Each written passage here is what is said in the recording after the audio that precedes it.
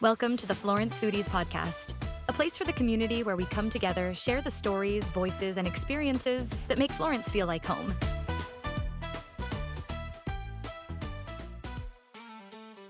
Chef Alessandro Salaris. I appreciate you coming up and joining us on the second episode of this podcast. Really excited about it. Yeah, thank you for And having me. yeah, absolutely. I wanted to tell you too, and I wanted to wait till we started to tell you this. And I've mentioned it before, but I'm gonna say it again now, is that Il Buongustaio Restaurant is really one of my wife and I's favorite places to eat in town. And we don't, we got a fifth child on the way. So she's due in April, the first week of April. So we do not get out a whole lot at this point. When we first got married, we'd go out to eat frequently, and we don't get out much now. But when we do, when we're able to squeak out the door and slip out for an evening, that's definitely Celebration Boulevard is one of our favorite places to go. So just kudos to you guys and everything that you're doing over there. Thank you. Thank you. Yeah. That's flirting. Well, it's true. It's true. So Yeah. I don't take compliments I know, very well. I know how it goes, but I mean, either way, everybody likes them, obviously, but yeah. likes kind of.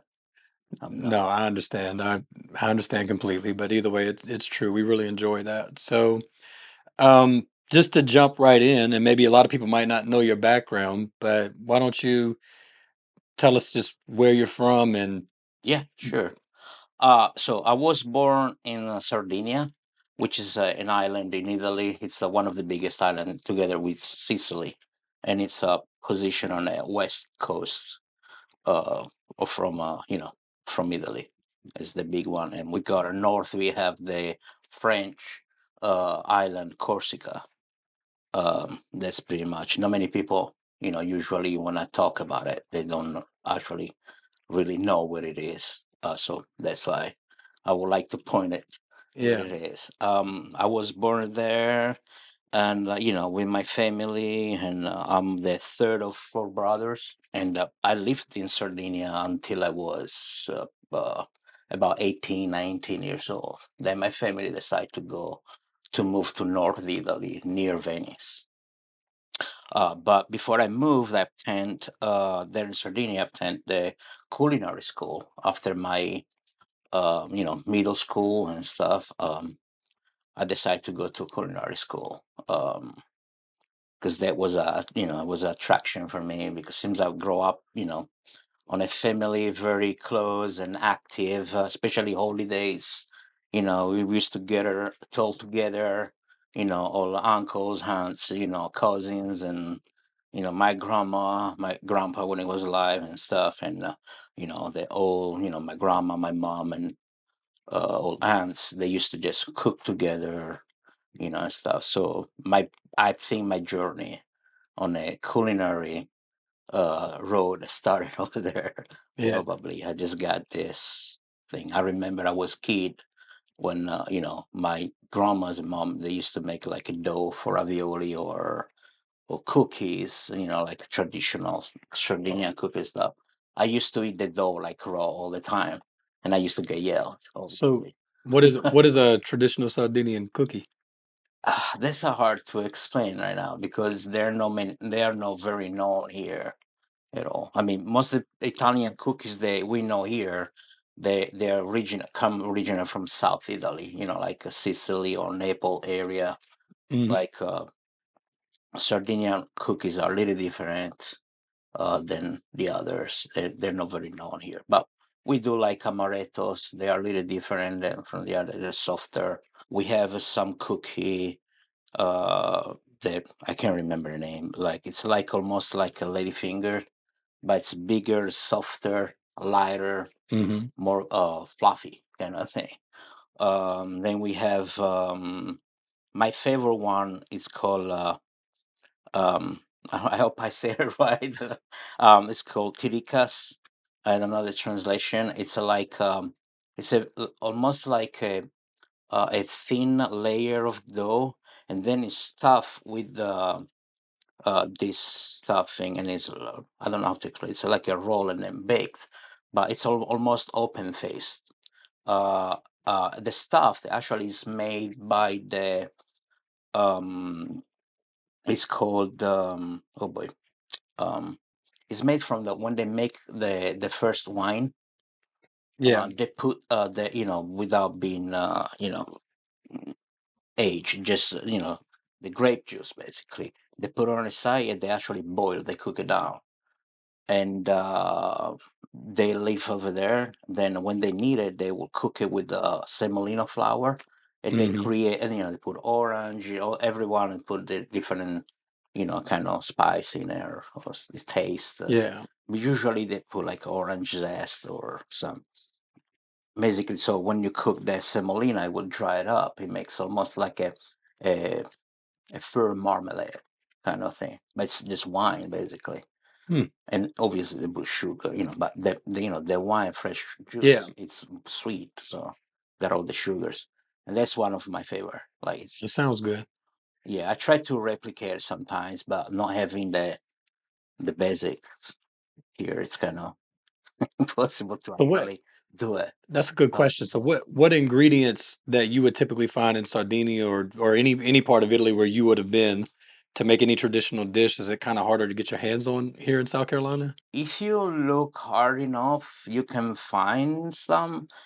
Not exact what because here you find what you have here, what they grow here around here, and Yeah. if you have to get it from Italy, it's very expensive, a lot, and sometimes you don't find the right thing. So that's one of the main. I think is one of the main hard thing to do to replicate here. Yeah. Exactly, Italian food here. You can do it because I mean you use what we have here, but as people know, the people that travel, it's eating there. It's tastes different.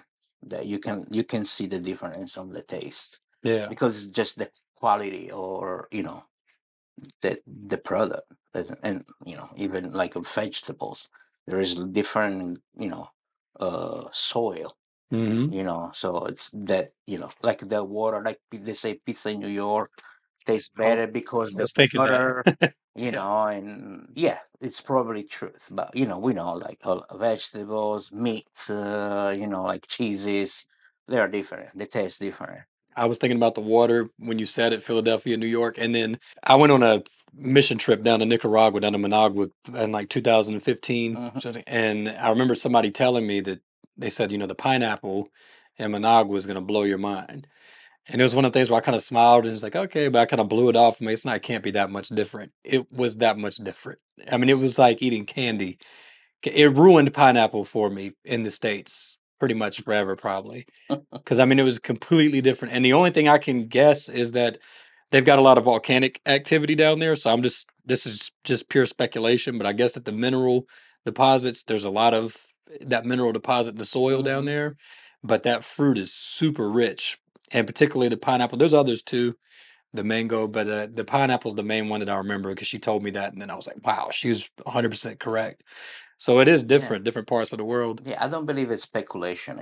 I think it's reality because all the time, like it's even for wine. Like you use the same grape, but you change, like you cross the hill in a sense, but the same grape the wine will taste different Yeah.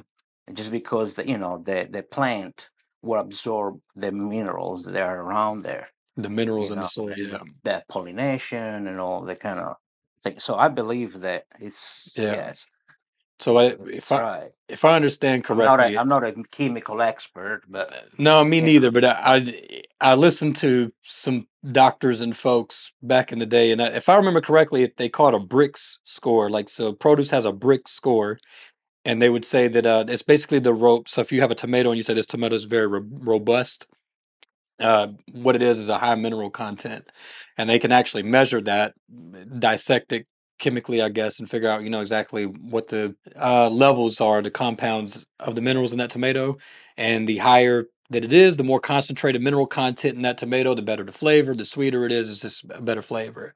And so we're kind of veering off the track here, but a lot of this stuff in our grocery stores is so mass produced and they whatever they do, what is genetically modifying, whatever the case is, to get these products out to the shelves quickly, I think we lose a lot of flavor. Yeah, but think about for this mass production and all the travel this product they have to do, Hmm. they harvest them, they're not ripe yet, Yeah. so they ripe during the travel and when they stay at the store and stuff. So obviously, when you went on your trip, the fruit grow and ripe there, on the plant and So stuff. yeah, it was picked without the full, without being Correct. ripe, without the flavor too. Exactly. Yeah, So true. that's why everything that you go the groceries, it's just this. But I'm glad in Florence they open. People are opening up for Yeah, this. Go to the small farmer. Different products and stuff. Just getting a small. They start to understand that yeah, this changing, or like this going back on the actual, yeah. get back to flavors of things. Right. Like it's not easy because even for a restaurant too, it's not easy to find things. I bet it's That not. there. I mean, I remember I tried to get good tomatoes for the restaurant, and unfortunately, you cannot have the how you said, like the continuing, select product, because obviously a farmer doesn't do all year long, and a restaurant you need all year long. Yeah, Especially the way that we set up our restaurants now. It's not like before. Even the restaurants that were seasonals, they would choose the menu seasonal, so they would use whatever that was in season. Now we just, because obviously, the people, like they to expect the have same thing. Yeah, every year, all year long, yeah. the same product. So it's kind of, that's why we are on this mass production stuff. We have Yes, to that's we have to follow, yeah. Big business. yeah, exactly. It's just, it's just how it is, how it works. Yeah, But yeah, it would be nice if we can go back to m- more than what we are actually now yeah, today, so you can start uh, uh taste the actual flavors and stuff. It's just, and that's the difference that we were talking before yeah, from here to Italy. When you go to Italy, it's more. I mean, I'm talking about either, I don't know, all Europe, but probably it's the same. yeah, But yeah, I mean, you can taste the difference of, like, if I eat a tomato here or I eat a tomato there, yeah, you can taste they're different. It's just there's a big change on it. So it's, that's the hard part of Italian restaurants here. To make, especially like a restaurant like mine, that we try to get most authentic as we get, to get the actual taste that we can find over there. That's the biggest I think is the biggest yeah. challenge, I can see to that. reproduce the tastes that people will find if they travel, they go over there, over here. So obviously, I mean, I grew up there, I went to school over there and stuff, so you know I've learned a few things. So yeah, I mean, it might be easier for me to replicate the things, but that um the product is very important, like the base, Yeah. once you have it. So I know that a lot of Uh, things in the kitchen. I mean, when you know your way around well enough in the kitchen, you can kind of compensate for deficiencies in ingredient quality or anything like that to a degree. So what were some interesting things that you picked up on, or just interesting stories from your time in culinary school? Because I know that I think you said you did 3 years down south and then a year up north. yeah, so yeah, when I decided to go to culinary school, yeah, I did 3 years in Sardinia, in Alghero. It's a small city. It's about like almost like Florence, but it's by the water. It's in an old uh, um, Catalan city, basically, Sardinia. They actually still speak Catalan over there. The dialect. Catalan, what is that? It's like Barcelona dialect. Okay. Um, Catalonia, and yeah, they still speak that as a dialect. But I went to school there for 3 years. I was lucky. I think it was the second chef that I have. The first chef was a lady. She was great. I learned a lot about pastries. She was a pastry lover, so she teach us a lot of pastries and stuff. Um, and um, and then the second year, I had the chef. That he was one of the former, one of the creator of the school there, and he was. I mean, when he was teaching for me, I think he was already 67, 68 years old already. He has spent all his life in the kitchen. He used to tell us all stories that he started going in the kitchen. He was like 9 years old, and he was from Genoa, north, the coast of North Italy, where they make the pesto, the basil pesto. That's actually where I learned to do the pesto. That's why I go proud of, Yeah. because I couldn't get, more authentic than, what he teach us. But yeah, I go there and he was just great. He makes things like whenever he was explaining things that in our mind when we start, you start learning things and you're like, oh my God, I'm never gonna do this. Like how I'm gonna do it. It just makes simple and stuff talking. He used to say, don't worry about it.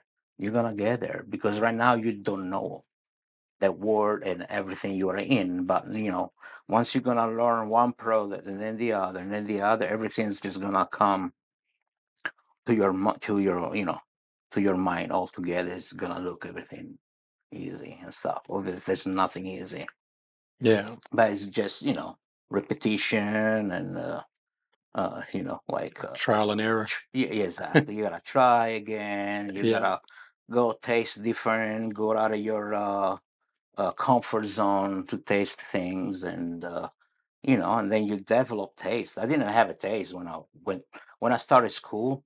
I didn't know anything. Yeah. I didn't even know what arugula was, to be honest. Yeah. Yeah, no, because there was something, it was a vegetable at the time that was just on restaurants or on rich families and stuff. It wasn't that common, Yeah. you know. First time I heard about the word, I was doing a stage. It was like a training for school sent to these big places, and the chef sent me like, "Hey, Alex, go to the walk-in coolers and get a case of arugula." And I was, "Oh, a case of what? What was that?"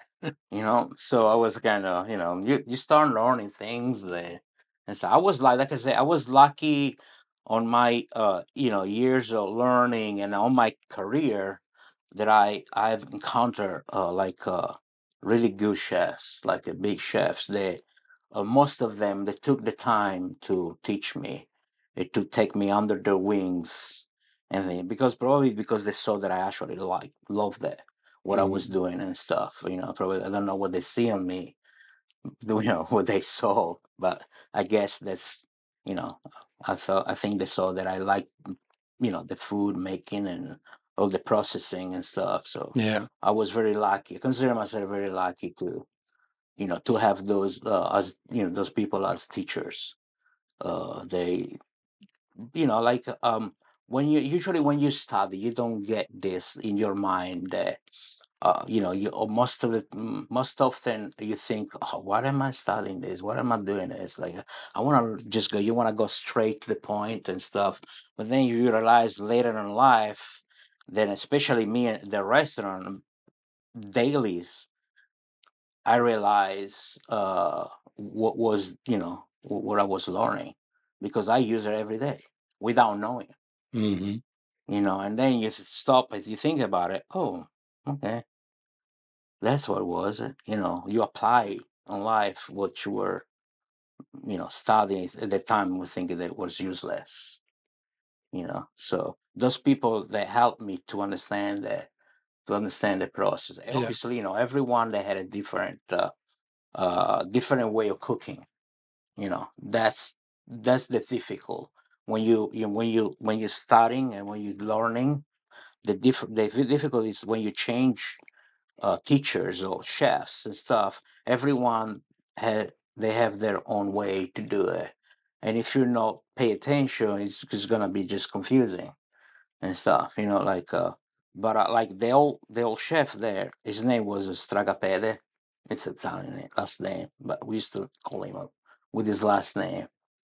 And he used to tell us that that's what he said. When you start working and you go on the work, word work, you're gonna see all this. You're gonna start learning and working with different people, but it's up to you to choose the best from each other, from them, and make yours, because nobody's gonna stop there and teach you, repeat, repeat, repeat. You just gotta go there, look at it. They're gonna tell you one, twice. If they like you, and you're lucky, they're gonna repeat it again and again.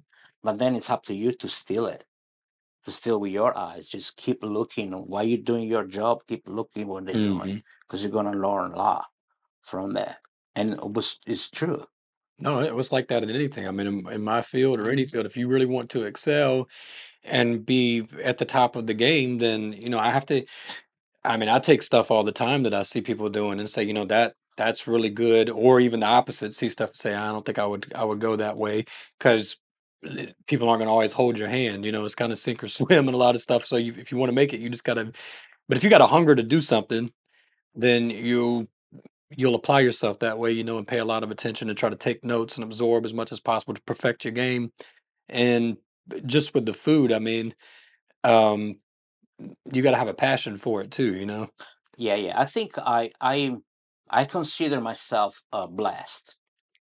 I really do, because even now sometimes I do I'm making stuff at the restaurant, and my helps, the people work with me or other people that come in, and they look at me, how do you do this? And I'm not, I'm trying to be uh like very too humble, but that's truth. That I don't know, sometimes just put it together because my mind tell me to. Yeah, It's just those things that you doing without thinking too much, but they actually, they come right. They just, that's why I feel, I believe I'm a blast on that, yeah, on the area. Yeah, obviously, like I said before, I mean, behind that, there's a lot of, there's a lot of learning, a lot of years of, yeah. It all uh, comes together no, exactly. because you have to. Teaching, Yeah, studying, and stealing, if we yeah, can say stealing, like, but, with the eyes, obviously, yeah. yeah. Yeah, no, well, you get a Yeah. feel for it. I mean, I'm not a trained chef like you, but my wife will tell you this though, that a lot of times some of the best stuff that I'll make at the house is just we call it freestyled, but it just throw it together. But you start to get a feel for what combinations of flavors blend well together and Yeah. cook time, we'll do this low and slow or whatever the case may be. I guess you just get a feel for stuff over time combined with what you've learned. So like I said, again, I'm not a trained chef by any means, but I've learned how to do a few things in the kitchen. I've learned my way around a little bit, but a lot of that came from like years of just completely burning stuff to death. Oh yeah, absolutely. I still burning stuff now. I mean, like, it's not because I intentionally burn it, but I'm doing something else, and my brain is just not Yeah, as sharp as it used to be, and yeah, then I forget. Like, I'm just sit down, like, just to, like, uh to breathe, and then you just oh, I I got forget. Yeah, something in the oven, and you yeah, just run over there. It's just, but that happen. And if you don't do anything, it won't happen. right. So that happen is It's part of it. part of the job, Yeah, or the lifestyle thing. But I mean, yeah, I mean, everything. I mean, I don't think anything will come casually. It's not casual that something comes through. There is a thought behind, obviously. So there are people that thought comes easily, and some other people will gotta have to take longer, more time, more focus and more, yeah. more, yeah, things. But yeah, I think I'm blessed on that point. You know, but I'm doing this for, like, now this year, probably the 35th Wow. years that I'm doing this. So Oh, yeah, you picked I'm up a a, thing or two then I'm over t I'm a veteran. So that brings up a question I've got. So if you're in culinary school, I mean, a lot of subjects that you study in school, you take a written exam, maybe an oral exam. What's the test like in culinary school? So you've been training, like, do you actually prepare a dish for the instructor? Or how much of it is written test versus kitchen performance? Actually, so the school that I've I went there in Italy. It's just a regular school. Like you gotta study everything, Yeah. like from math, history, Italian, like you guys, English, on everything. The only thing we have more hours to study in the kitchen, and it was divided on um, book studying, class, and then there was laboratory, so in the kitchen. Uh, yeah, yeah. I mean, we used to cook. We used to create menus and dishes with the dishes they teach us, and Mm. stuff. And every teacher had his own way to do it.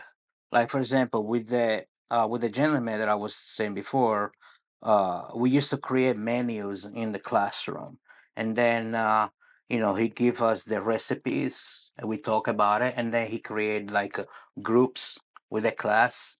Like okay, one group will do the appetizer, the other group will do the first dish, then the entree, the other one they will do the dessert, and then he just will go around to say correct us, but obviously they would show us first Yeah. how to how to approach, how to do it, and the exams actually, um to be honest, I did just one exam, that for the graduation, because I have that I remember that I did that in North Italy, and we had a commission.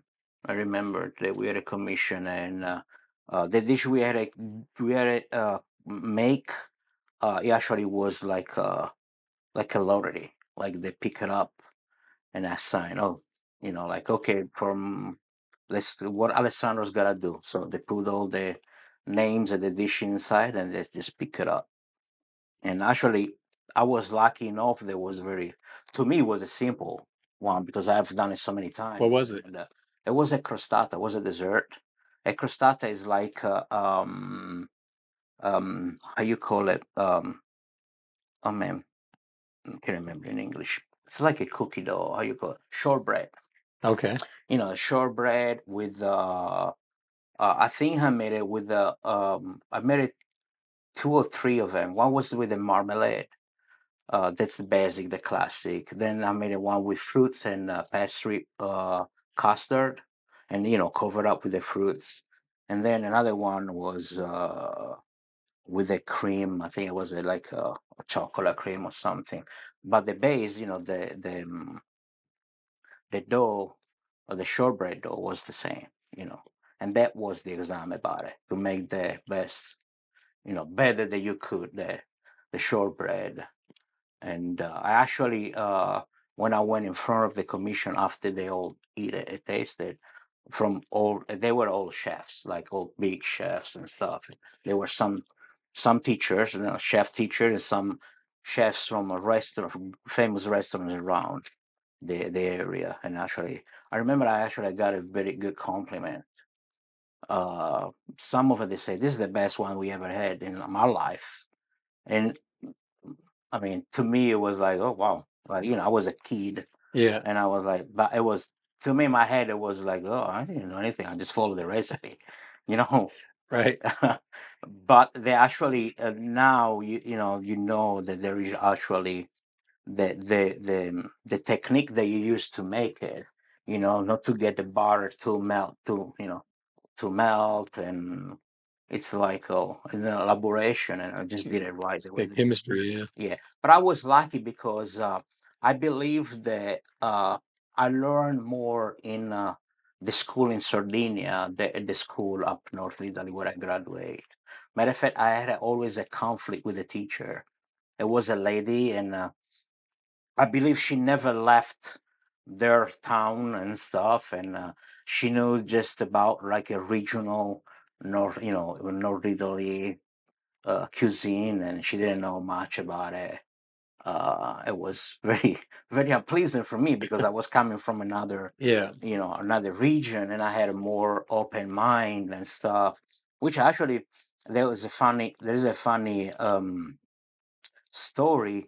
One day, we were going around traditional Italian cuisine, and we're going around all the regions, and we came down to Sicily, which I'm not from Sicily, but because I believe she was a little small-minded, uh, and then she asked me, like, she really offended me. Like, she called me like with a name, mm, almost like if you say here an N word, like in Italy, it's kind of, "Oh, why you Yeah. like, or like like it's very very offensive." And I was actually, when she asked me, like because she said, "Hey, we were doing the Sicilian cannoli," and she goes, "Hey, you there from, there you are, like and for example, N word, Yeah. like how you make that?" I was shocked. The classroom got silenced dead, and I didn't know what to say. And then after a little bit, I said, "Oh, you know what? I know how to do it. But since that you are the teacher, you should tell her." All the classroom started laughing and applauding. They were shocked. I was like, I wasn't expecting from a teacher to, call me that word, like, A derogatory yeah, term. it's like, she called me terrone, which is a bad, like, it's like, you know, it's the word they use in Italy, they use from people from South, and I was like, wow, this you got me strong. Like, I was shocked. But I got out of it. So I had always a conflict with this teacher because apparently the way that I got trained before, and my class roommates, they always, my classmate, they always tell me, more than her. How come? But I was lucky because the year before I had good teachers and I learned Yeah. a lot of things that they just start to venture in, Yeah. but like, so it was kind of, so at the test, one of the chef, yeah, they asked me, so which school do you like better? And it kind of put me on a wall, like it trapped me. And I go, oh wow, I wasn't expecting this, Yeah. like, this interview like that. And I say, well, I told her, I remember I told them, like, well, actually, in Sardinia, I spent 3 years and I learned basic and a lot of more to explore different things. Here, just got more defined. I just, you needed to keep it political, Politically correct. Yeah. exactly. So I say, oh, what I did here, I learned to define everything that I learned before. And the guy told him, you could be a good politician. And I was, no, I just want to graduate. Yeah. No, I'm trying to get out of here alive. Exactly. It was brutal. I mean, like, but I was well respect. Even if I'm, when you move from one city to the other, especially going north to south or south to north, and I Yeah. think, people they're not used, especially back in the days, they're kind of more less open minded and about it. But I was lucky. I mean, I have a good friends and in my class and stuff, so they always defend me against this kind of thing. Yeah. And but yeah, I had a very, because I won't back up. So neither. So she Yeah. was she wasn't taking it and stuff because she would say, "Oh, I'm the teacher" and stuff. So, It happens sometimes, but but yeah, well, so you get out of school and then you go into the workforce. I start. Yeah, after school, I start working in an hotel near Venice. The place is called Jesolo, and I got to work with this chef. That he took me under his wing, and I worked with him for 3 years, like seasonal.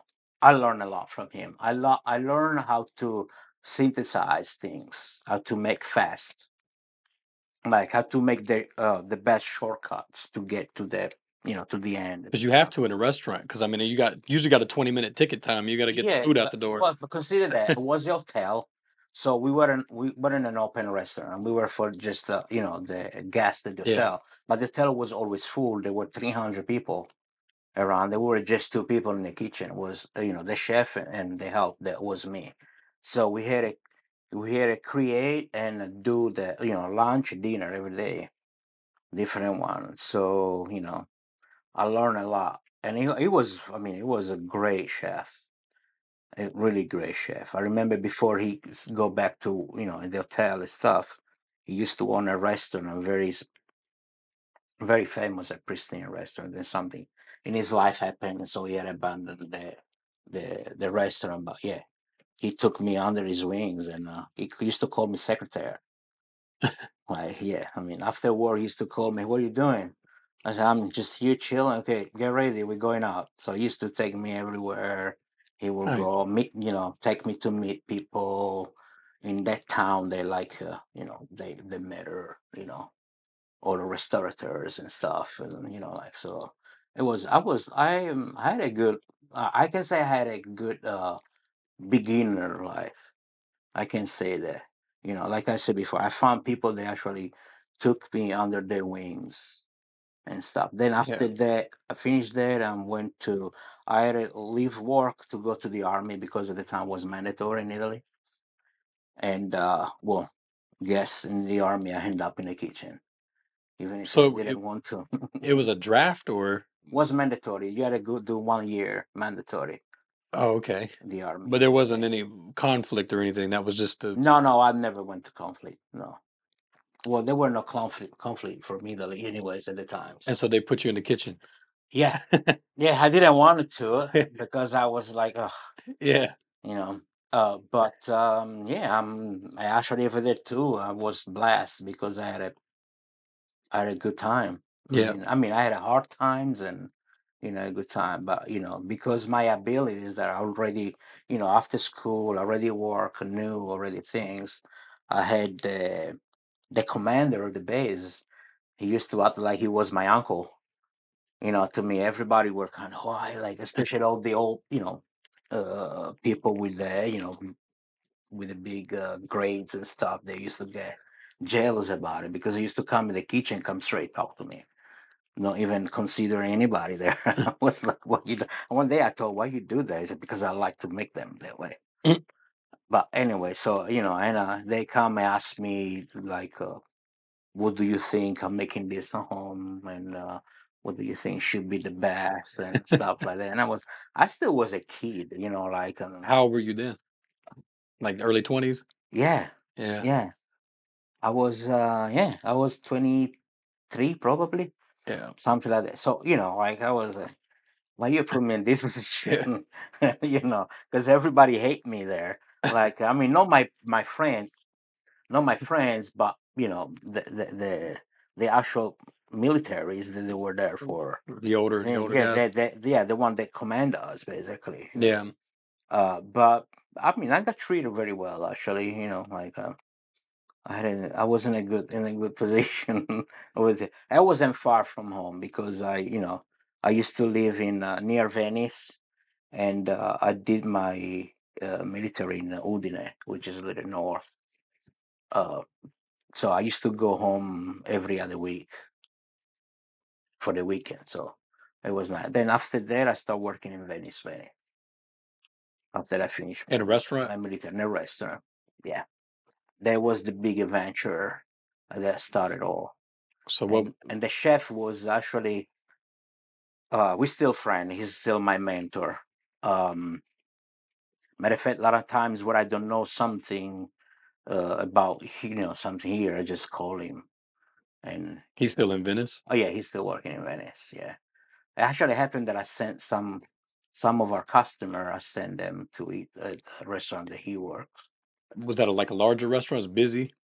It was um it was busy. It was just the right. I don't know if people knows Venice. It's a way that the restaurant doesn't exist anymore. The owner they sold it. And I think there is a market store there, something like that.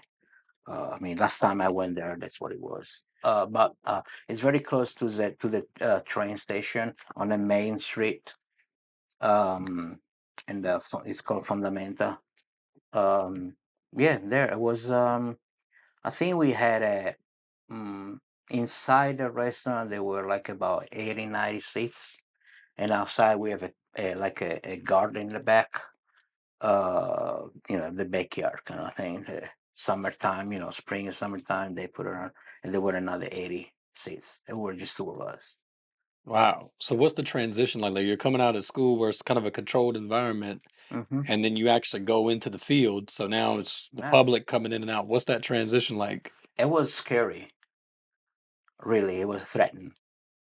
Because I went to talk to him, to interview, and he actually was friend of the mother of the girl I was dating at the time. Uh, and so she knew him. She, told her, let's go. So we told, interview me, and I think 2 days after I went to work, and then he told me, just don't worry about it. Don't get afraid. We go through. I'm gonna show you. It was very, very, um, very kind to me, like a almost like a like older brother. I mean, I must say almost. It was like you know, he took me under his wing. He teach me a lot. Even he teach me how to no panic. Yeah. I mean, because especially like during Carnival, especially this period, Venice gets crazy. Uh, I mean, we used to do so many, like, cook for so many people. I mean, used to cook for about 300-400 people a day, like just two of us. Doing prep, and we were open lunch and dinner. That's And a large restaurant with two. Was it? yeah, it was me. It was the chef. We had the dishwasher, which he was Egyptian. It was an older gentleman from Egypt, uh, and I. Let's say they sometimes he used to jump and help us, but Yeah. he used to Wow. help me all the time in the morning when I used to go there first in the morning to prep, grill some vegetables and stuff. He used to help me out a little bit with that.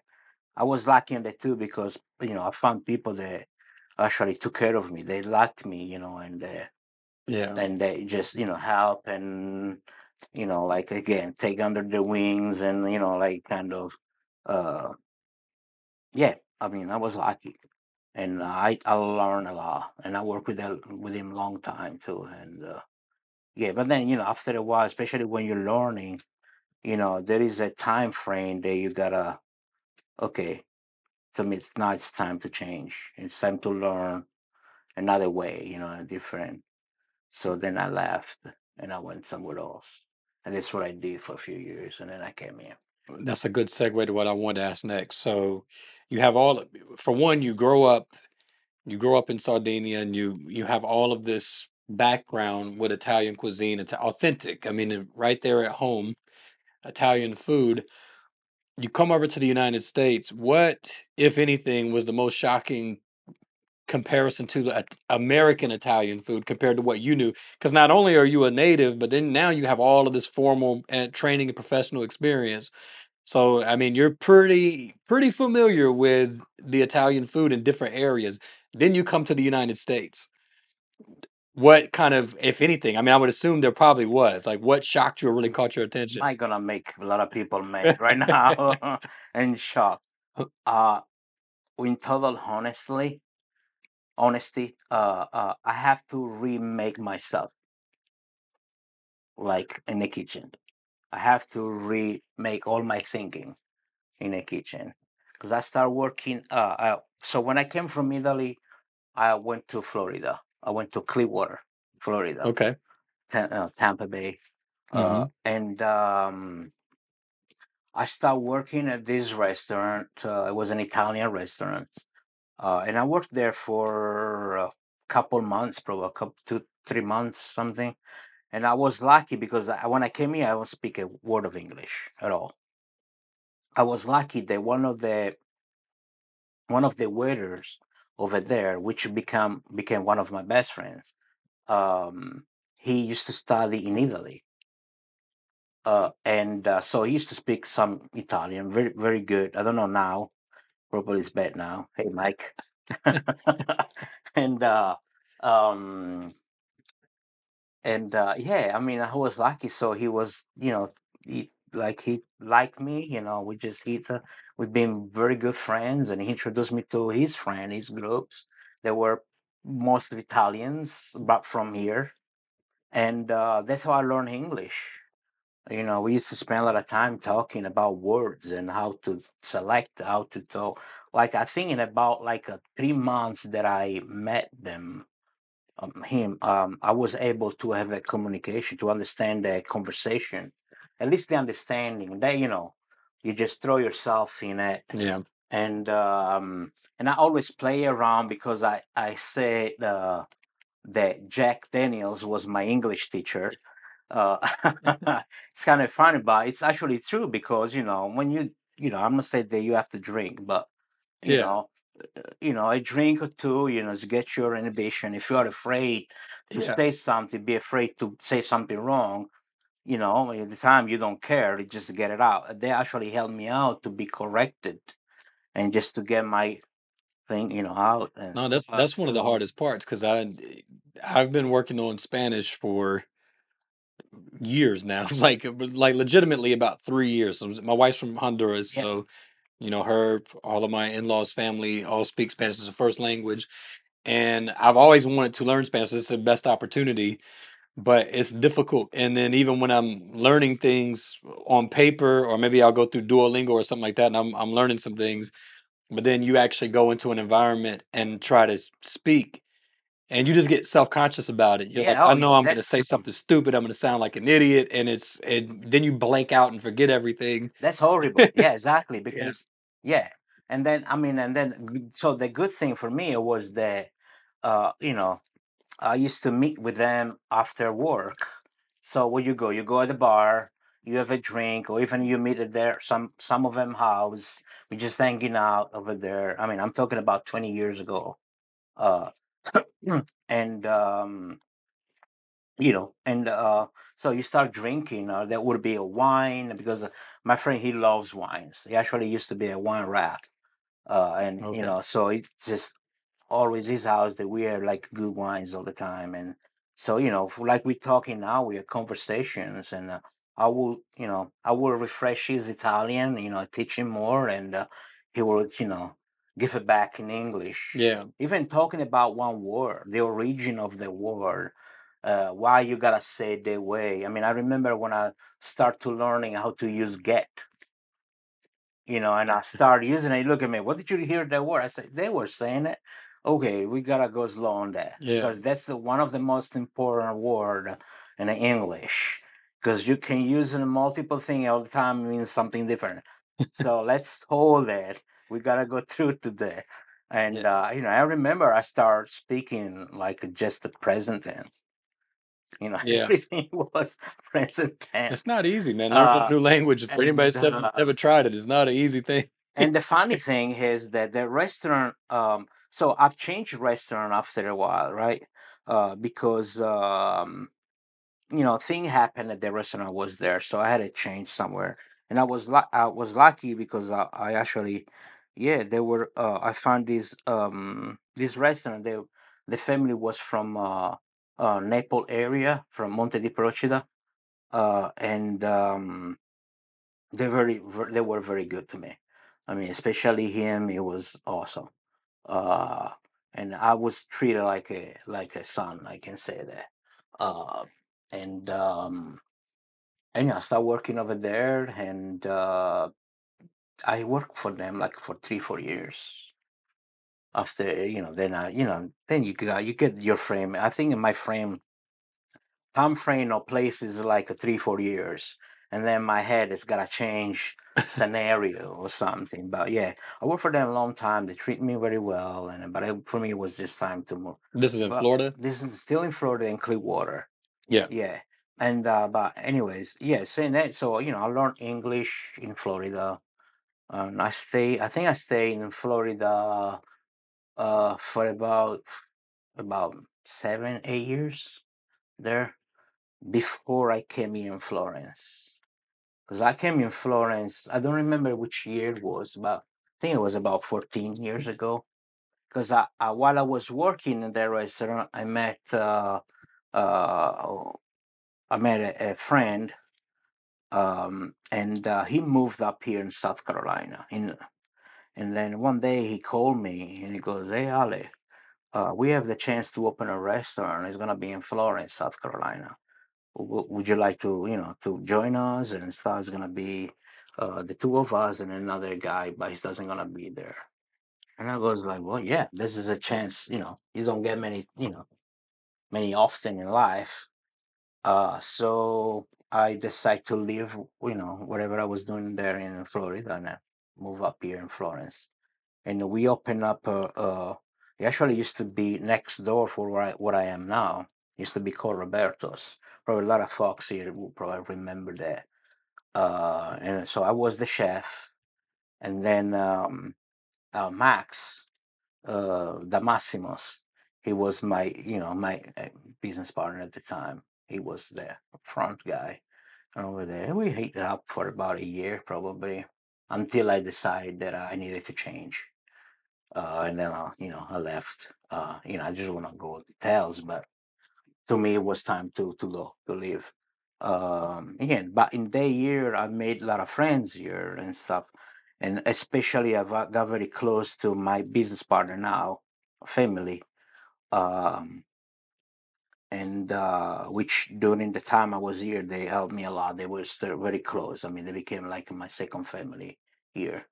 Uh, uh, but so when I decided to go to in Massachusetts in Cape Cod. My brother lives there, so I was close to family and stuff. But having friends here, I have a constant contact with Florence Hmm. and stuff with friends, and they always tell me, "Hey, when you gonna decide to come back to Florence?" And which I gotta say, I decided to come to Florence because well, first time I came, I found Florence as a small town. I never liked big cities, never. I grew up, like I said before, I grew up in Sardinia, a very small town.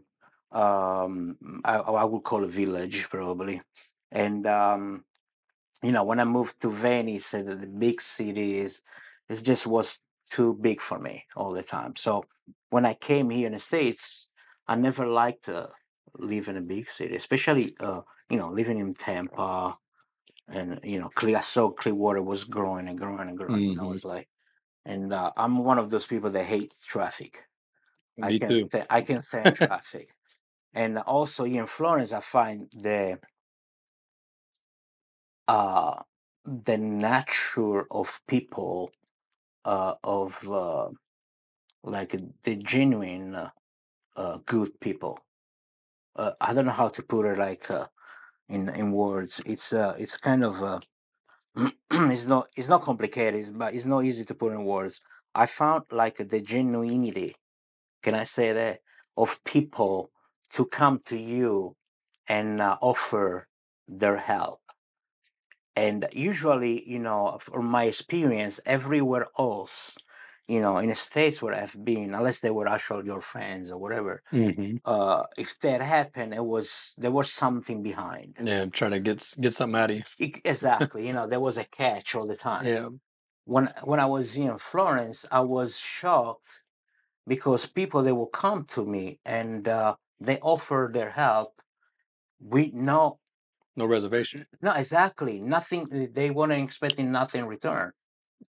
So that was one of the biggest point of my decision to move back to Florence, because I was very um not shocked but very surprised and pleased I say, oh, people like that still exist actually, Yeah, without taking out from from Florida or Cape Cod, beautiful places. yeah, I met a lot of good people, yeah. You got good and people everywhere. stuff. It's just, yeah, But on a general, I found here the more quiet place, and the more genuine people. They were I could like see that. more hospitable. Yeah, I can see that. I mean, I'm a native, so I'm probably biased, but I have lived in some other places. I lived in Augusta, Georgia for about a year, and the traffic, I hated the traffic there. So when I got back home, that was something to meet. Even talking about, I'm still relieved. I can get to the other side of Florence usually in about 10, 15 minutes at the most. But Not now. well, yeah, it depends on the time of day and some things, but yeah, it's still better than it is there usually. But it does seem that way. Florence is just a unique place. It is. It's just our It is. makeup. the diversity in Florence. I think there's a few different things that might contribute to that, but I think there's actually something to that. But it has changed though. From the first time that I was here to now, I mean, obviously Florence got bigger. Well, it is But changing, yeah. I mean, probably yeah, doubled. it is. Yeah, a lot That of. I what mean, it it's exciting, but some of it's kind of that what it scary was. too because you don't know are we going to lose some of the things. So it's you just got Yeah, to go with it. But it is changing. I mean, yeah, Myrtle Beach being one of the most moved to cities in the U.S. for back-to-back hmm, years, yeah, and I think a lot of that spilling over here. Then all the industry and the growth um, professionally. yeah. But I like that we're growing because the diversity that people Yeah, are bringing in, especially on our sector, they're bringing more people. They already came out of their comfort zone. I'm talking about food, obviously. yeah, Uh, and there are a lot of people they lived somewhere else in cities and other places that were already seen the different food that you are used at home or that small town kind of thing, like a barbecue or whatever that was yeah. traditional here. So you get to see more open-minded people, and for the restaurant, so I'm lucky sometimes that I get to talk to my customers, and I get a lot of people that travel too, or people that just move in town, like then they Mhm. try the restaurant for the first time. I had talked to a couple weeks ago to some people here. They've been in town probably for no not even a year, and they were telling me like and that's what actually keeps me going too, that that people come to you and they tell you, oh my god, we don't believe that a place like this is here and stuff like No, that. To me it's a big compliment, and actually it makes you go through it's huge. Yeah, things and stuff. huge. I'm very happy about it. I'm very flattered people do that. Yeah, no, and that kind of ties back to the question I asked about cuisine a minute ago. But it's a really big deal. We really needed, if you watch this channel enough and you've gotten to know me a little bit, so we talked about things just, Yeah, privately or whatever, but the food scene in Florence is something I care about. I'm passionate about. The last gentleman that was sat in that chair, Lewis Hill, is passionate. yeah. There's a lot of people like that in town, and we really needed something like the Il Buongustaio restaurant. And it's not just your restaurant. There's other places as Oh well. yeah, But we absolutely. needed some diversity. We really needed that and quality too.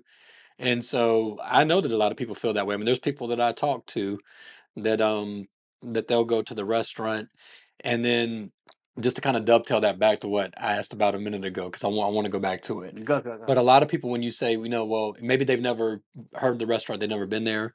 You say, listen, this is an Italian restaurant, and you send them there, and we were talking about your perspective coming from Sardinia, going through culinary school, the whole background, just growing up in the area.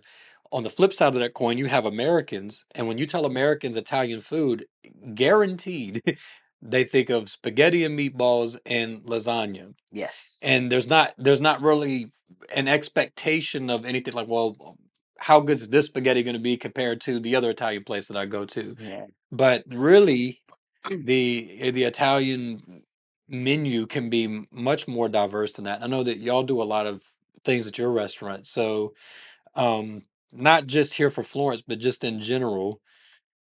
And I asked this, but I mean, what would you say are the big differences? What I've been here now almost 20 years Yeah, in the States. It's gonna be 20 years in March. Um, and what I've noticed is this: if I can put this in general, okay, not talking about any particular place, but in general in the United States, what I have been, uh, I think the Italian places, Italian restaurant here in the States, they've stopped their time like 50 years ago, probably longer than that, because I believe, and you think about historically, who opened up Italian restaurants, all immigrants that they came from Italy. There were no chefs at school or whatever. They were mom and pops, right? And they say, oh, people say, oh, we love your food. We really nice, and then they say, why don't we make a business out of it? So they start making, spaghetti meatballs, lasagna, ravioli, all whatever. Alfredo. Well, actually, Alfredo is not even Italian. Yeah, but it's thought of that way though. Yes, yes. I don't know how I don't know their real. I heard so many stories about it, so I don't know which one is the real one. Yeah, But they stop on Italian food on that era, And I'm not saying that is wrong. I'm not saying that because I believe we should never forget the traditions. yeah, And stuff. But it's not that what I debating all every day on my restaurant is that that's not the only Italian food, especially in Italy. If you go to Italy, the food change from town to town, not even from region, right. from town to town changes.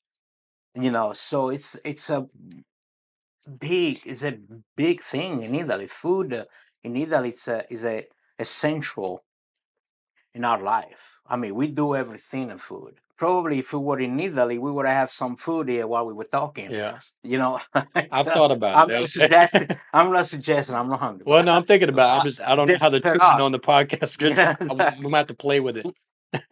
Just perhaps, like in Italy is a big thing. Food, it's a center of everything. Family get together, food. Yeah, It's just part of our culture. And what? So the difference that I found here is that we stop the time. A lot of people think that Italian food is spaghetti and meatballs, ravioli, and cheese ravioli. yeah, I mean, ravioli can be with anything, yeah, like a lasagna. Uh, and actually, people get shocked when they eat my lasagna, which is different from the people what I use, because people are used to the Neapolitan or Southern Italy lasagna.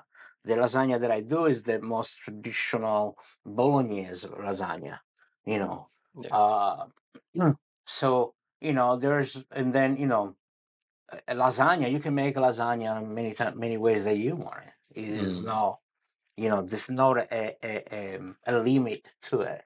Lasagna is the pasta that you use, and because of the layer, they said then you Yeah, can put anything you want inside, if it's good, whatever. But going back to that, I found when I came here, I found every Italian restaurant they have all the same kind of dishes and kind of thing, and I was shocked. I was like, matter of fact, when I started cooking at that place that I told you before, I had to change all my ways to cook.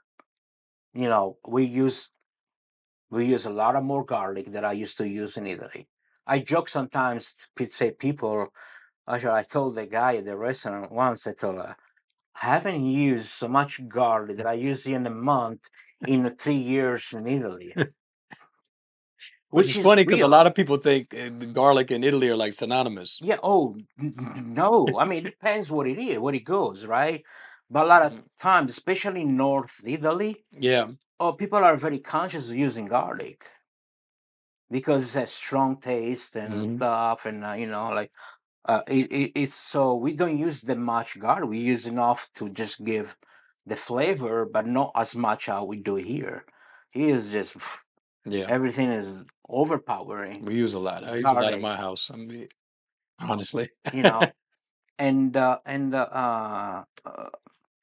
Yeah, it shocked me. So I had to relearn all this, on the traditional Italian cuisine, obviously.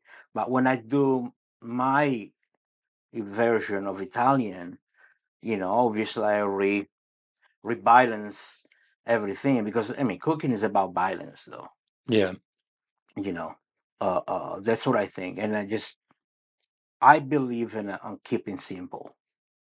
yeah, Because you don't need 20 good things to make one good dish.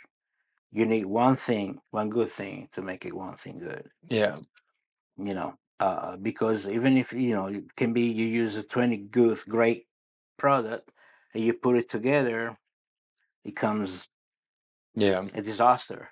Let's put it this way, Yeah. in a nice way. So, I always, all the time when I do something, I just try to keep it simple. Is the best way to do. And that's what, the old chef Yeah. that I talk about it. That's what Less is more a lot of told times. us all the Yeah. time at school. Like, just keep it simple. You don't need to go crazy. Obviously, there are those traditional dishes. They are part of the international cuisine. They will learn at school and stuff. Um, they have a complexities and more research to it, more different ingredients that you gotta combine, but still you gotta find a balance how to put that, and so if you don't know how to, Yeah. and your palate is not trained to do that, yeah, you create something great, you want to create something great, but the outcome is a disaster, Yeah. and then that, but sometimes you convince, oh, I made this. Maybe for a trained palate, no. Yeah. On a simple ice, probably, yeah. I mean, I'm glad people try to do things. Absolutely, you gotta try, you gotta fail to succeed. Right. So, but to a trained palate is not what actually is, and that's why it's rare that I go. I mean, it might sounds uh, um hypocritical, how you say, Hypocritical. yeah, hypocritical a little bit that I say that I don't usually go Italian restaurants for one reason only is that my experience I've been might be in the wrong places, like first because I know what I'm going to eat. I grow up with it, and if I order something out of the menu, it is not what I'm expecting. I'm gonna be disappointed. And when I go to eat out, I don't want to be disappointed. Right. I don't go often eat. When I go out eat, I want to be like, I want to be uh, shocked in a good way. Yeah. I want to have something. If I order something, I want to have that what I order. Because in international cuisine and Italian cuisine, names they have a meaning. Like I can know, like for example, let's put it like, because a lot of people ask me about carbonara. You know, but and I hear every different ways to make carbonara here, and people don't understand. There is just one way, and they say, "But it's good." I'm not saying it's not good. I'm not debating on that, but it's no carbonara. Carbonara has one way to do it: guanciale with a pork cheek, right?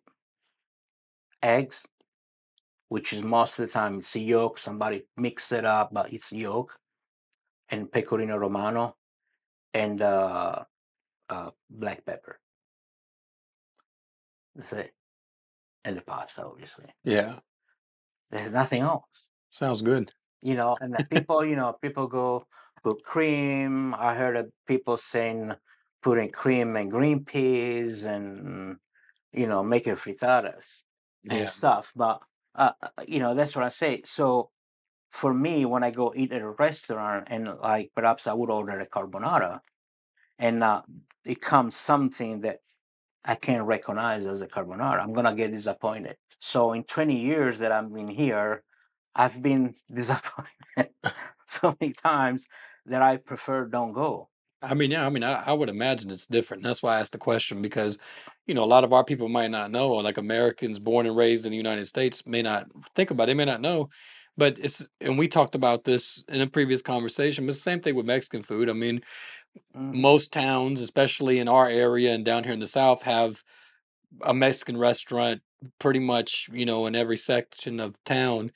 And a lot of the food is really good. I mean, we frequent a handful of local Mexican restaurants here in Florence, and we love it. But if you were to go to Mexico or to one of the more authentic places, it's just different. It's different cuisine.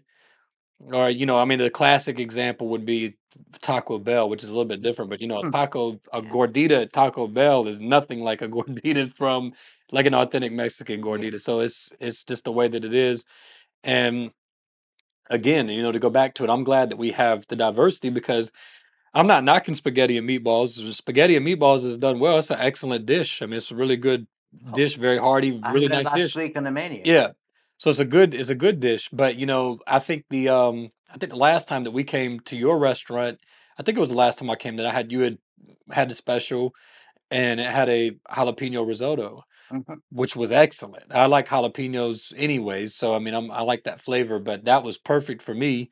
And it's just that's the kind of thing that not saying there may be Italian chefs across the United States that may be having a risotto on their menu, but it's not what the average American would think of. This is not what comes to mind. Yes. It's something Yeah. like that, and having that diversity I think, is paramount. But I'm just really excited for that for Florence Yeah. because Oh, what we were hoping would happen is happening. I think. trust me. I'm happy that Florence is opening up with Yeah, this kind of diversity in food.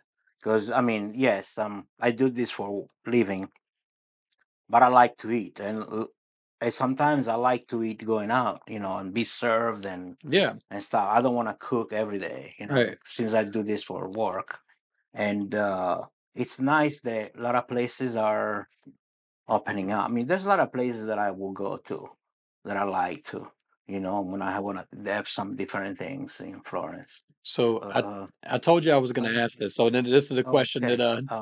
what would I you put say is myself in a corner. you did? What is But no, you go out. I mean, what is something you find yourself getting most frequently in That, Florence? I don't go like one place frequently. When I go out, I would like to change things and stuff. Um, so if I wanna eat like and I'm gonna do it commercially. I hope they hear me. I want to return. No, I'm Yeah. kidding. uh, well, like if I want to have a steak or something like that, I will go town hall. I mean, We went last night to town hall. did you? Yeah, we did. Yeah. Beside, I'm a friend, with a chef, Ryan. I said, but I found that they're doing a great job over Yeah, there. Obviously from an insider of the business, like what it goes through, yeah, especially when you are busy and stuff. So you're gonna have more patient. But in any restaurant, like I never understand, and I want to be clear with people to know this. I never understand when I go to a restaurant and I order something and it's right there. The It's, as a yeah, professional, yeah. How'd you? I know you need time to make Yeah, food, so when I go someplace, I go there with my patient patience. Yeah. because I know if it takes time, it means they are making it. I mean, if you want fast It, food, you go to the place with the drive. correct. Go to And fast you're food. not the only one sitting over there. Yeah, You gotta consider that too. yeah, A lot of people they don't find this. They don't have patience. Which like I put you saw my place. I put a tug, a yeah. plate. Like No, I appreciate I that too have, because I have every day people complain about. Even yesterday, I had people complain about the food is no. And I told the waiters, if they don't, just tell me they can go to a fast food. hopefully I that's mean, something else that's it's changing. not my intention to No, that way, but people gotta understand if you want a good food, you gotta be able to enjoy the time that you're having yeah, there and they're waiting for the food. One, because it's not just you right. sitting over there. Two, there are places they're making your food Yeah, by order. If you realize how much time it takes to you at home to mhm, make food, you gotta understand how much it makes in the time in a restaurant. Whether other 50 or right. 60 Or or 100. 80, 100 people are waiting for. Yeah, So anyways, going back there, yeah, if I want a nice steak or some, uh, good more research food, I'll go town hall for sure. Then yeah, I mean, if I want a pizza, it is not mine. I will go to Rebel Pie for sure. yeah. Absolutely. Yeah. That's actually one thing that when I went back, I came back to Florence, they actually shocked me in a good way. Yeah. My business partner took me there to have a pizza, and they are, they are very Italian fan. They do like Yeah. everything Italian and stuff. Yeah, they And do it. They do I a mean, great yeah, I job. mean, they grew up in Italy, so Yeah. they know. And he took me there at Rebel Pie. I met Alan and Yeah. stuff, and I was shocked by the dough. The pizza was like, oh, wow. Yeah. I mean, this is the best pizza I have in almost 20 years here. It's quality. You Yeah. know, so if I want to have pizza, I will go there. Now he's closed where I'm closed, so Yeah. That's am I gonna have to makes it call him difficult. to Yeah. get some delivery? But but yeah, no, I would probably what are the places that I will go? Well, that's good. I don't got to put you on the spot. While you're thinking about it, I just want to say this real quick because you brought it up, and I want to throw something else at the audience they may not have thought of. But the older that I get, especially, um, when we're paying, and we don't get to go out to eat a lot. Like I said, with a large family, especially if it's just me and my wife going out to eat. So when we get those opportunities, honestly, and I know that restaurants have to make money, so you get people in and get them out, you get turnover, and that's how you sell more plates, you make more money. I understand the business side. I worked in the industry for 10 years, but as a guest in a restaurant, I really I can get along well with that philosophy coming to a restaurant like yours or like a town hall where the expectation is, hey, just so we're making everything to order, so it's not going to be bang bang.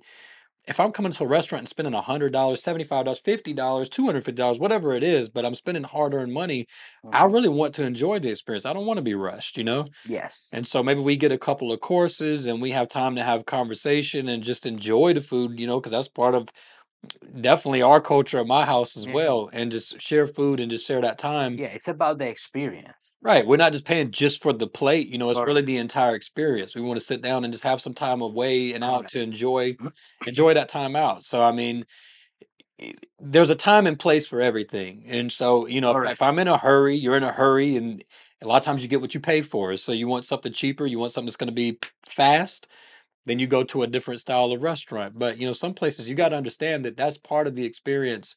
You're wanting something that's fresh, that was made, from scratch essentially when you ordered it. Usually, maybe not totally, but some things are prepped ahead of time, but you know what I mean. Yeah. And to me, though, that's a part of it, though. Really, and having that understanding helps. So when I go in, I'm gonna fit right in because I don't want to feel rushed through. Yeah. That's just the way I see it, at Me least. So, too. yeah, I mean, if I if I wanna eat something quick, I go to a place that I know is gonna be something quick, that is gonna be still fresh. there's Or places like and that. yeah, Yeah, yeah, you uh, could. but the Yeah, food that they prepare is a quick fix. yeah, you know that's what I go. If I so like I said again, if I want to go enjoy it and take my time, I will go places like that because I yeah, know that's the kind of food that I will find. Like I like to go to Tubs as yeah, well. If I want to have some fish, fried or blackened or hmm, whatever, I go over there. I know it's fresh, well done. yeah, So I mean, I go. Like I say, I don't go many places, but that's usually what I go. Or if I want sushi in town, well, a lot of people are gonna get mad, but I usually go. I am being completely honest. I usually go a Konichiwa. yeah, you know uh first because they're always open. The people there, they're always nice. yeah, They get to know me now. But I usually when I go there, I don't order the rice bowl or stuff like that. I order sushi.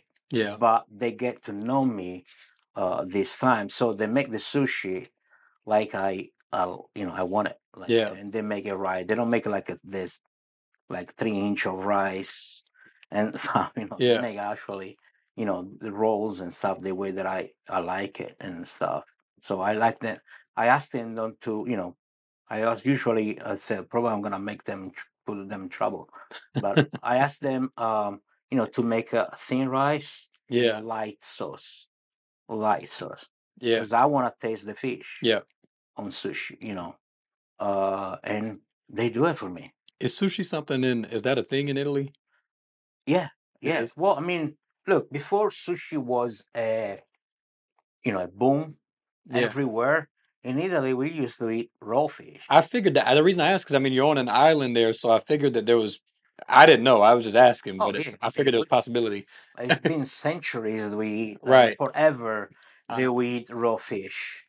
I mean, we have usually we marinate it, with some spices and ingredients, but still raw. yeah. And so I mean, we call it carpaccio. We call like a branzino carpaccio, or I mean, they use a lot of different fish, big ones and stuff. And I mean, since I remember, Yeah. that I was kid before sushi was a thing. Yeah.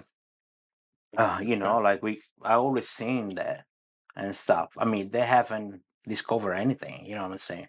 Yeah. But it's like it's like everything. It's like a pasta. Like you go to talk to a Chinese person or Asian person, they do noodles, and you talk about pasta, and they're gonna tell you, yeah, I know pasta since I was kid. Right. Is this different It's a context? different, yeah, it's a different dough, Yeah. but still kind of, Same a concept. noodle, thing. So same thing, sushi.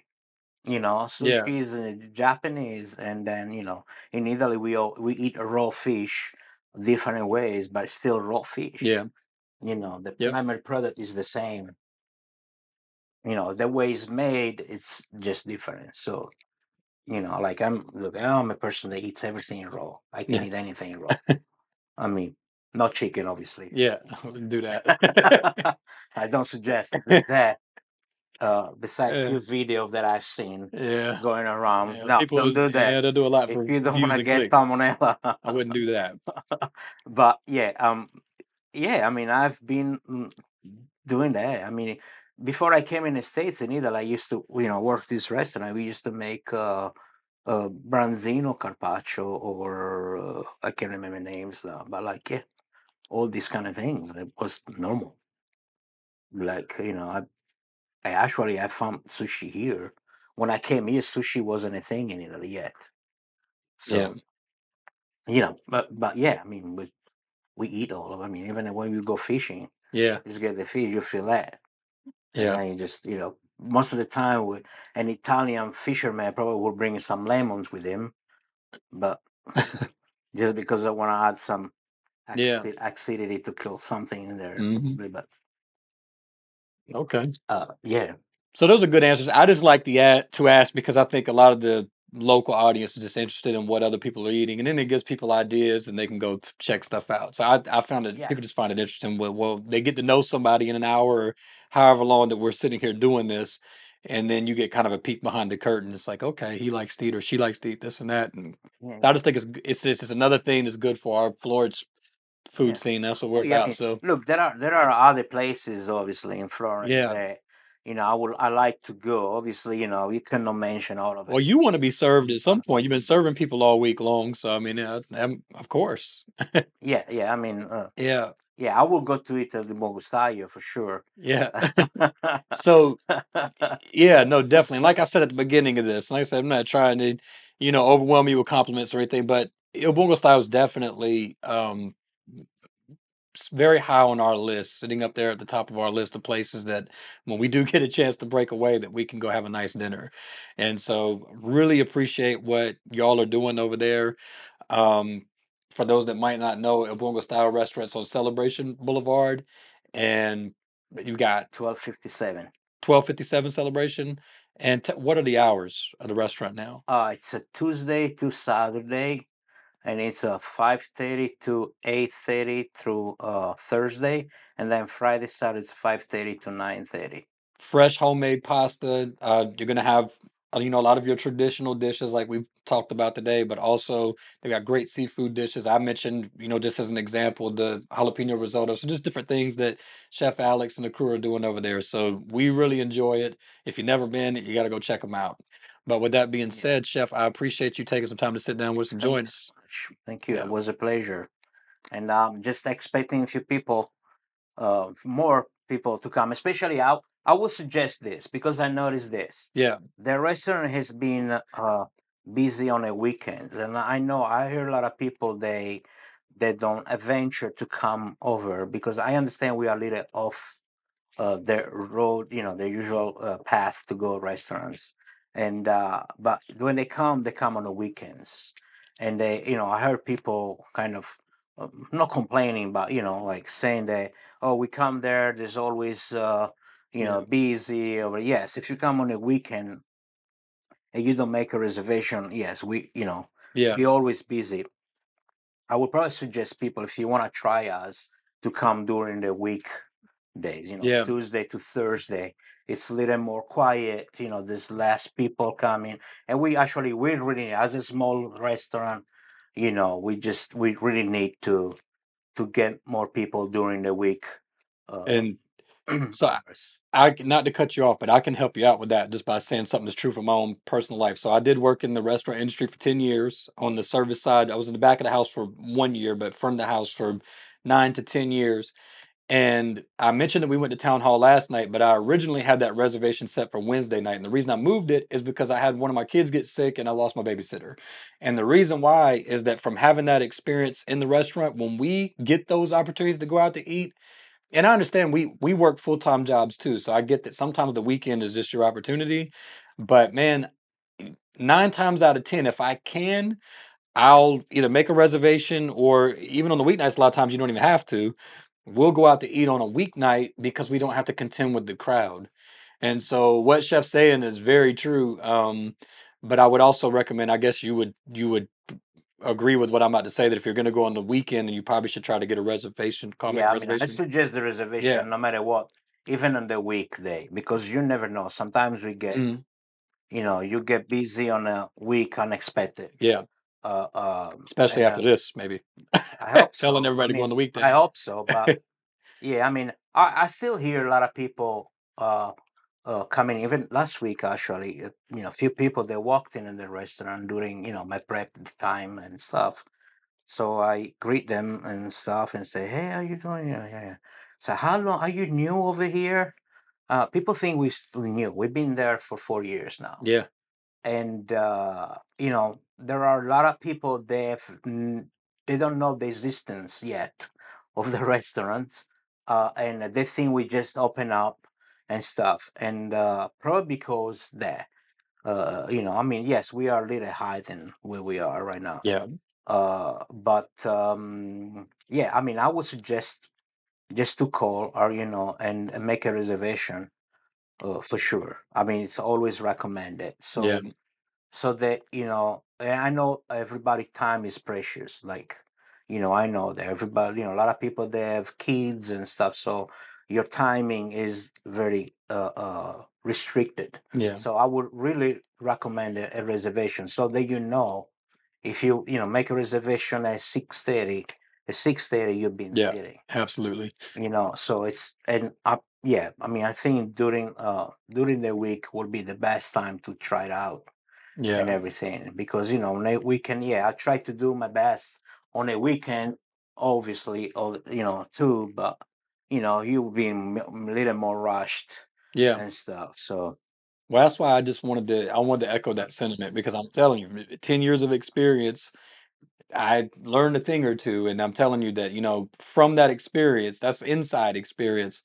When I'm paying hard-earned money to go out, a lot of times we'll go on the weekday just because there's not as much crowd to contend with, and that can lend to a better experience. But like I said, I mean, we went out last night. We had a reservation, and we ended up going on a Saturday night. It was very busy, and it was fantastic. We've come to your restaurant on the weekend, and it's been fantastic. So if that's all you can do, that's all you can do. Either way, Chef, again, I appreciate you thank you joining so us. much. Yep, My I enjoyed it. pleasure. Thank you for everybody. Thanks. If you allow me, I take all the customers, then keep up with us all Yeah, these 4 years, and hopefully they continue to it. And obviously, we would love to have more new ones to try our uh, our food and our attempt to open up people mind on a different Italian food. Let's say it yeah. this way. but with fresh product. Yeah. Well, y'all doing a great job. And so hopefully y'all will go check them out and enjoy it. Look forward to that feedback. And likewise, same thing. Those of you that are supporters of this podcast, even though it's new, this is episode number 2, but just this channel in general. As always, I really appreciate y'all. Look forward to seeing y'all around. In the meantime, y'all take care. And as always, God willing, we'll see you next one.